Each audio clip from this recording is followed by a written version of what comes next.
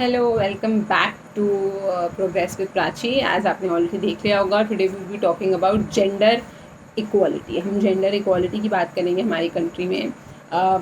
Me you हम सबको पता है कि हमारी कंट्री में जो जेंडर की हालत है वो काफ़ी खस्ता है।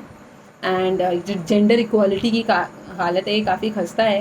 एंड सबसे ज़रूरी, सबसे बड़ी मेजर प्रॉब्लम तो हमारी कंट्री में ये है कि हम जेंडर को रिकॉग्नाइज़ नहीं करना चाहते हैं। Male, female, transgender, there are 3 types of gender. But आज भी मेजॉरिटी ऑफ हमारे फॉर्म्स में, हमारे जॉब्स के लिए और नॉर्मली भी स्कूल्स बुक वगैरह में भी सिर्फ फीमेल्स और मेल्स की बात करी जाती है।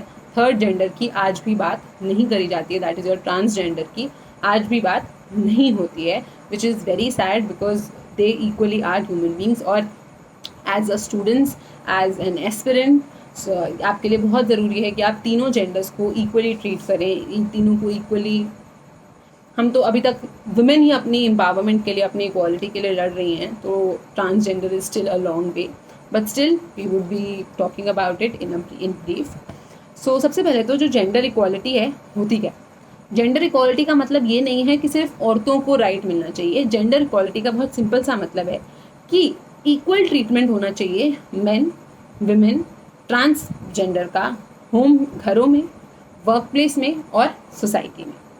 जो हमारा जेंडर गैप इंडेक्स था उसमें आया था इंडिया की रैंक 108।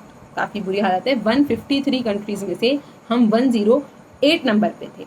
हमने कुछ कुछ सेक्टर्स जैसे कि partnership, lack of infrastructure, innovation sector, industrial sector, ये कुछ सेक्टर थे जहाँ पे वुमेन की जो वुमेन और अदर जेंडर्स की जो क्वांटिटी थी वो कम थी, मेल ज़्यादा थे। ज़्यादा भी नहीं, जो पैरिटी होती है, इक्वालिटी होती है, वो कम थी। जो आपके सस्टेनेबल डेवलपमेंट गोल्स हैं हमारे SDG जिनको हम कहते हैं, ये भी यूनाइटेड नेशन ने जो बनाए हैं, इसमें भी ये लोग ये सस्टेनेबल डेवलपमेंट गोल्स का भी एक गोल है जो बात करता है कि रीजनल और ग्लोबल, यानी कि लोकल रीजन पे भी और एज अ होल ग्लोबली भी हमको कंबाइंड एफर्ट्स करने होंगे जेंडर इक्वालिटी को इस्टेब्लिश करने के लिए बाय 2030। और आज की डेट में वर्ल्ड में ऐसी कोई भी कंट्री नहीं है जो इवन क्लोज भी हो इस जेंडर इक्वालिटी को अचीव करने के लिए। The report also indicated, report ने ये भी बताया कि पूरे दुनिया में से मिनिमम 108 ईयर्स लग जाएंगे कम्प्लीटली जेंडर इक्वालिटी को ख़त्म करने के लिए, प्रोवाइडेड हम आज से ही काम करना शुरू कर दें। जेंडर डिस्क्रिमिनेशन को ख़त्म करने के लिए हमको 108 ईयर्स लग सकते हैं। जो मेन प्रॉब्लम्स हम इस गैप में, जो मेन प्रॉब्लम्स आती हैं, तो सबसे पहली तो आपकी सन की प्रेफरेंस। फैमिलीज सन को प्रेफर करती हैं, बेटा चाहिए, बेटा कमा के लाएगा, बेटा बना के खिलाएगा, बेटे काम करेगा जाके। सो सन की जो प्रेफरेंस है, बेटा चाहिए सबको, सन की जो प्रेफरेंस है वो एक मेजर प्रॉब्लम है। फीमेल इन्फेंटिसाइड, अब इन्फेंटिसाइड और फीटिसाइड में डिफरेंस होता है। जब आप बच्चे को पैदा होने के बाद मार देते हैं, that is infanticide, and if you are killing it inside the womb, that is foeticide. तो ये दोनों ही प्रॉब्लम है, इन्फेंटिसाइड की भी, फीटिसाइड की भी। सेक्शुअल हरासमेंट है, चाहे वुमेन हो चाहे ट्रांसजेंडर हो, सेक्स के बेसिस में आपको बहुत हरास किया जाता है। वर्क प्लेस पे, काम पे जा रहे हैं तो, घर पर हैं तो हर जगह पे जो सेक्सुअल हरासमेंट है ये काफ़ी ज़्यादा हो गई है। आप कल्चरली रिस्पेक्ट नहीं है, आपको दूसरे जेंडर को इक्वल नहीं समझा जाता है। इसकी वजह से जो रेप्स की आप देखेंगे एवरी डे, मिनिमम अगर आप न्यूज़पेपर पढ़ रहे हैं तो 2 रिपोर्ट्स तो ऐसी होती ही होती हैं जो किसी ना किसी रेप पे या कुछ ना कुछ क्राइम अगेंस्ट वुमेन पे रही होंगी। और नॉट जस्ट सेक्सुअल हरासमेंट, इसके अलावा जो विमेन हैं उनका जो रिप्रेजेंटेशन है, यानी कि जो पॉलिटिकल रिप्रेजेंटेशन, आप देखिए जो हमारा पार्लियामेंट है उसमें इतना बड़ा पार्लियामेंट, लोकसभा राज्यसभा में जो फीमेल की नंबर है वो काफ़ी कम है। इकोनॉमिक सेक्टर्स में आपको वुमेन बहुत कम दिखेंगी, इंडस्ट्रियल सेक्टर्स में ज़्यादा नहीं है। CEOs, हम इतनी 70 साल ऑफ इंडिपेंडेंस और आज तक हमारी कंट्री में सिर्फ एक बार एक फीमेल प्राइम मिनिस्टर बनी है और एक बार एक फीमेल प्रेसिडेंट बनी है। एक तो फीमेल्स हैं, तो फीमेल्स ही नहीं आगे आ पा रही हैं, तो हम ट्रांसजेंडर तो भी बहुत दूर की बात है। कुछ गवर्नमेंट की स्कीम्स हैं जो कि गवर्नमेंट ने इन दी पास्ट करी हैं, to maintain this gender equality, जैसे कि उज्ज्वला स्कीम है आपकी, बेटी बचाओ बेटी पढ़ाओ स्कीम है, महिला शक्ति केंद्र खोले हैं, न्यू शक्ति पुरस्कार दिए जाने लग गए हैं उन लोगों को जो भी कुछ अच्छा करते हैं, निर्भया स्कीम है, वर्किंग वुमेन हॉस्टल्स खोले गए हैं, आप अगर वर्क करना चाहते हैं, आप हॉस्टल्स में रहना चाहते हैं, तो ये सारी कुछ स्कीम्स हैं जो गवर्नमेंट ने इंट्रोड्यूस करी हैं in order to promote this gender equality. Government की स्कीम्स जो हैं वो जेंडर गैप को कम करने की कोशिश करती हैं in the best possible way है, बट प्रॉब्लम क्या है, प्रॉब्लम्स वही हैं, स्कीम्स हैं, इम्प्लीमेंटेशन नहीं होता है। As it is properly said, change begins at home, जैसा बहुत फेमसली बोला जाता है, आप घर पे शुरुआत करें। तो इसीलिए हम कुछ की स्टेप्स यानी कि कुछ की चीज़ें जो हम कर सकते हैं एज ई गवर्नमेंट जो कर सकती है, सबसे पहले तो पॉलिटिकल रिप्रेजेंटेशन। आज तक 2000 काफ़ी पुराना बिल है, 16 का बिल है शायद, इंडिया पार्लियामेंट में 33% रिजर्वेशन देने की बात हुई थी विमेन को, आज तक वो बिल पेंडिंग है, वो पास नहीं हुआ है, उसका कुछ स्टेटस नहीं है। सबसे पहले हमारी सरकार को पॉलिटिकल रिप्रेजेंटेशन बढ़ाना पड़ेगा विमेन का, making stable domestic arrangements. Stable domestic arrangements से क्या मतलब है मेरा कि ये जो क्रेच सर्विसेज होती हैं, आप अगर फीमेल आपके घर में आपका बच्चा है तो उसको संभालने के लिए एक सिस्टम होना चाहिए, एक मैकेनिज्म होना चाहिए। अगर आप ऑफिस में जा रहे हो तो ऑफिस को एक ऐसा इंफ्रास्ट्रक्चर डेवलप करना चाहिए जहाँ पे इन छोटे बच्चों के लिए क्रेच सर्विसेज अवेलेबल हों, और गवर्नमेंट कुछ ऐसे सर्विसेज, कुछ इंफ्रास्ट्रक्चर डेवलप करना पड़ेगा। जेंडर कॉम्पिटिटिवनेस के लिए हमारी कंट्री में आज भी जेंडर कॉम्पिटिटिवनेस, ये जेंडर बैलेंस के लिए कोई मिनिस्ट्री नहीं है, वो मिनिस्ट्री डेवलप करना बहुत ज़रूरी है। सबसे ज़रूरी कॉन्स्टिट्यूशनल राइट्स, जो हमारे कॉन्स्टिट्यूशनल फीमेल्स को, ट्रांसजेंडर, हमारे को अपने राइट्स ही नहीं पता है, तो जब तक ये विमेन अपने राइट्स को नहीं जानेंगी, इनको हमारी कॉन्स्टिट्यूशनल अवेयरनेस इंक्रीज़ करनी पड़ेगी।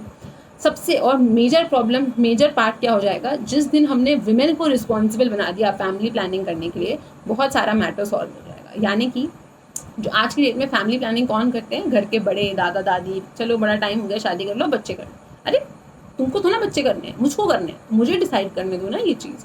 तो विमेन को रिस्पॉन्सिबिलिटी मिलनी चाहिए कि उनको फैमिली प्लानिंग किस तरह से करनी है, कब करनी है, उनका करियर और फैमिली किस तरह से वो मैनेज करना चाहती हैं, ऑल दीज। फिर एक बहुत ज़रूरी आती है हमारी टेक्निकल और टर्शरी एजुकेशन। आज भी मैकेनिकल इंजीनियरिंग वगैरह में जो विमेन हैं वो काफ़ी कम है, तो इस चीज़ में प्रमोशन होना चाहिए कि और ज़्यादा फीमेल्स को इनकरेज किया जाए कि वो टर्शरी सेक्टर और सर्विस सेक्टर, एजुकेशन, ये इन सारी जगहों पे फीमेल्स की जो क्वांटिटी है वो इंक्रीज़ हो। Making these changes are thing to be keeped in mind, ये चेंजेस करना बहुत ज़रूरी है। That favours increase in equality and women does not need freebies. अभी ये चेंजेस करिए, फ्रीबीज नहीं चाहिए हमको फ्री में नहीं घूमना है, हमको कुछ भी फ्री मत दो। जैसे अभी recently the Delhi government gave free rides for women. Who needs that free rides? I'm not against the government, but we don't need freebies. Free मिलने से क्या हो रहा है, आप और इनइक्वालिटी क्रिएट कर रहे हो। मैं अगर एक आदमी होती, मेरे सामने एक फीमेल को फ्री में जाने के लिए, ट्रैवल करने के लिए मिल रहा होता, तो मेरे दिमाग में तो ये आता था ना, औरत है इसलिए मिल रहा है। तो इसकी वजह से आप क्या क्रिएट कर रहे हो, आप और माइंडसेट का गैप क्रिएट कर रहे हो। तो ये फ्रीबीज की ज़रूरत नहीं है, माइंडसेट, ये वृद्धि, दिमाग की वृद्धि करिए, चेंज लाइए, जो कि कैसे होगा, एजुकेशन से होगा। एजुकेशन में भी हमारे बहुत फ्लॉज हैं, जेंडर कॉम्पिटिटिवनेस नहीं है, बचपन में जेंडर सैनिटाइजेशन नहीं, हमको स्कूल में कभी नहीं सिखाया जाता जेंडर सैनिटाइजेशन करना। छोटे स्कूल्स हैं, छोटे एरियाज़ में जो स्कूल्स हैं यूपी बिहार के, specially 7th to 8th class के बच्चे, 9th क्लास के बच्चे, इनको लड़कियों से बात करना भी नहीं आता है, लड़कियों को लड़कों से बात करने में डर लगती है, शर्म आती है। No, this is not how society works. आज उससे 4 साल बाद, 5 साल बाद उनको सबको होलिस्टिकली एक साथ रहना होगा। So this is very important कि हम अभी से ही इस जेंडर सेंसिटिविटी को सैनिटाइजेशन करें। लोगों को जब ये प्रॉब्लम्स क्यों हो रही हैं, lack of information, sexual information नहीं है, लोगों को सेक्सुअल ओरिएंटेशन के बारे में इन्फॉर्मेशन नहीं है। ये सारी जो लैक ऑफ इन्फॉर्मेशन है, इसकी वजह से रेप्स बहुत इंक्रीज हुए हैं। क्यूरियोसिटी, ये क्यूरियोसिटी क्यों हो रही है, क्योंकि आपने उस क्यूरियोसिटी को किल कर दिया स्टार्टिंग में। आप इस क्यूरियोसिटी को रहने देते तो ये सारी प्रॉब्लम्स शायद नहीं होती। तो जब हम जेंडर इक्वालिटी की बात करते हैं तो एक चीज़ और भी बहुत ज़्यादा इंपॉर्टेंट है पॉइंट आउट करने के लिए, 2 चीज़ें इनफैक्ट। पहला, जेंडर इक्वालिटी की बात हो रही है तो हमारी कंट्री में ऐसी कोई कमेटी नहीं है, ऐसी कोई कमीशन नहीं है जो बॉयज़ पे, अगर मैन पे किसी तरीके का हरासमेंट हो रहा है, कुछ अत्याचार हो रहा है या फिर उनको कुछ सफ़र करना पड़ रहा है, तो वो कहीं भी जा, जैसे हम वुमेन के लिए तो फिर भी नेशनल कमीशन फॉर वुमेन है आपकी NCW, बट मेल्स के लिए ऐसा कुछ भी नहीं है हमारी कंट्री में जो कि उनकी इक्वालिटी को केटर करे। और ट्रांसजेंडर के लिए भी कुछ नहीं है, कोई कमीशन नहीं है, कोई लॉज नहीं है जो मेन को हरासमेंट से प्रोटेक्ट कर सके। ये जो केयरलेसनेस है इसकी वजह से हमने देखा कि किस तरह से जो सुसाइड्स का नंबर है वो इंक्रीज हो रहा है, because mails can not go anywhere for their protection. ILO के हिसाब से, इंटरनेशनल लेबर ऑर्गेनाइजेशन के हिसाब से 20% लेस देन जो विमेन है वर्ल्ड में आदमी से 20% कम अर्न करती हैं around the world. On the contrary जो फाइनेंशियल एक्सपर्ट्स हैं उन्होंने ये बोला है कि अगर वुमेन को इक्वल अपॉर्चुनिटी दी जाएगी तो पूरे वर्ल्ड की GDP कम से कम 31 to 35% इंक्रीज हो सकती है। तो अगर फीमेल को इक्वल अपॉर्चुनिटी दी जाएगी तो 30% का इंक्रीज हो सकता है हमारी GDP। इंडिया की GDP की बात कर रही हूँ मैं। 10 अगर हमें प्रॉब्लम है तो हमारे पास सॉल्यूशन भी है। प्रॉब्लम ये है कि इकोनॉमी ख़राब हो रही है, सॉल्यूशन ये है कि आपके पास पॉपुलेशन है, जनता है, use it. So if you have problems we have solution to.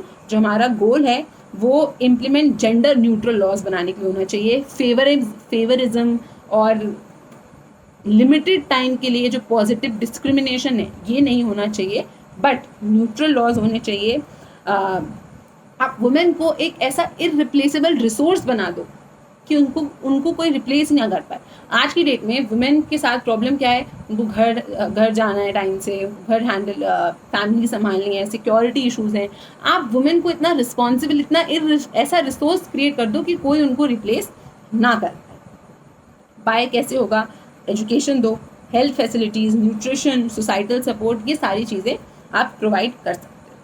With the new trend of work from home, जो अभी एक नया ये ट्रेंड वर्क फ्रॉम होम का शुरू हुआ है, इससे काफ़ी प्रॉब्लम सॉल्व हो गई हैं, क्योंकि अभी आप घर पे रह के अपनी फैमिली भी मैनेज कर सकते हो, आप काम भी कर सकते हो, आपको दूर तक ट्रैवल भी करना नहीं पड़ेगा।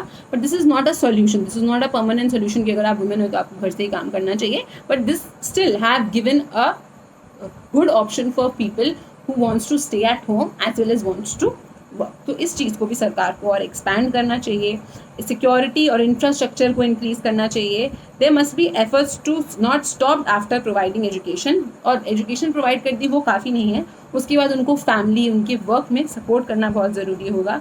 जो गोल होना चाहिए वो पूरी एम्पावरमेंट में होना चाहिए। कुछ आप छोटे मोटे पॉजिटिव डिस्क्रिमिनेशन करके इस चीज़ को ख़त्म नहीं कर सकते हो। सर्टन इंपॉर्टेंट थिंग्स जो और सरकार कर सकती है, जो कंपनीज़ है उनको बोल सकती है, इंसेंटिव्स दे सकती है कि अगर आपकी कंपनी में 50% फीमेल्स होंगी तो आप इतना, आपके टैक्स में 2% कम टैक्स भरना, आपका इनकम टैक्स कम लगेगा। तो इस तरीके इंसेंटिव्स देकर गवर्नमेंट जो है वो शुरुआत कर सकती है टू इंक्रीज दी फीमेल्स। जो स्किल डेवलपमेंट, जो स्किल सेंटर्स हैं सरकार के, उससे सिलाई कढ़ाई और ये सब शुरू करके छोटी छोटी इंडस्ट्रीज़ बनाई जा सकती हैं लोकल लेवल पे। तो इससे एक काफ़ी मेजर टर्निंग पॉइंट हो जाएगा in gender equality. So thank you for today. Gender equality थोड़ा काफ़ी सोशल टॉपिक है, और being a female it triggers also, so ये थोड़ा सा एक्सटेंड हो गया है। One last thing I would like to share is, आप अगर आपने सुना होगा या लोग बोलते भी हैं कि इतना क्या दिल पे लेने की बात है, तुम्हारे साथ होना हुआ है, किसी और के साथ हुआ है।